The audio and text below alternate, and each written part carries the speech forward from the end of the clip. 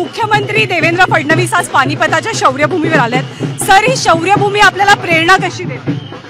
प्रचंड प्रेरणा मिळते, कारण पानिपत ही प्रत्येक हिंदूच्या आणि मराठी माणसाच्या मनातली जखम देखील आहे आणि त्यांचा आत्माभिमान देखील आहे, त्यांचा अभिमान देखील आहे, त्यांचा स्वाभिमान देखील आहे। ज्या प्रकारे मराठ्यांनी या भूमीवर शौर्य दाखवलं, त्यानंतर या भारताकडे वाकडी नजर करून पाहण्याची हिंमत कोणाची झाली नाही आणि मराठ्यांनी 10 वर्षामध्ये पुन्हा भारत जिंकला, दिल्ली जिंकली, ही ताकद मराठ्यांची होती। सर, पानिपत म्हटलं की आपल्या मराठीमध्ये म्हणजे हरणं किंवा पराभव होणं अशा अर्थानं हा शब्द रूढ झालाय, पण या शब्दाची व्याख्या आणि या शब्दाचं आकलन बदलण्याची गरज आहे असं वाटतं? 100% गरज आहे। याचं कारण लढाई एखादी हरल्यामुळे त्या ठिकाणी तुम्ही जय आणि पराजय होत नाही।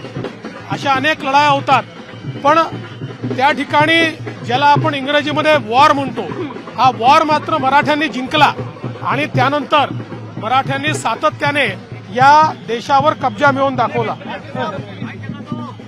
काय नाव आहे बाळा तुझं? नाव सांगशील? मेरा नाम चैतन्य है। आपण आणखी एक गोष्ट म्हणालात की मराठे खऱ्या अर्थाने युद्ध जिंकलेले। अनेक इतिहासकार म्हणतात की हा एक प्रकारे पराभवातला विजय होता। आपल्या राजकीय आयुष्यात सुद्धा असं कधी असा प्रसंग आला की आपण पराभवात विजय पाहिला? मला असं वाटतं की असे अनेक प्रसंग आले आहेत, पण आज त्याची चर्चा करत नाही। दुसरा आणखी एक मुद्दा की शिवाजी महाराजांचं स्मारक इथे असावं या शौर्यभूमीवर, इथल्या अनेक स्थानिकांची इच्छा आहे। महाराष्ट्राच्या सरकारचा सुद्धा सपोर्ट मिळावा अशी सुद्धा अनेकांची। निश्चितपणे करू, आम्ही निश्चित करू।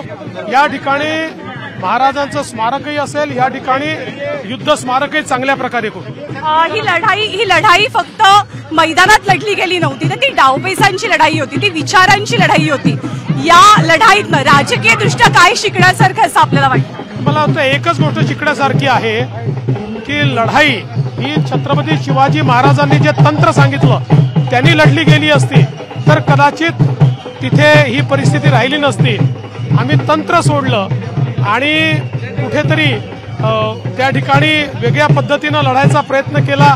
इतके लोक त्या लढाईमध्ये जे न लढणारे गेले, त्याचाही परिणाम झालेला आपण बघितलं। आपले मनापासून आभार। व्हिडिओ जर्नलिस्ट उमेश सोबत मी ज्ञानदा कदम, न्यूज 18 लोकमत, पानिपत।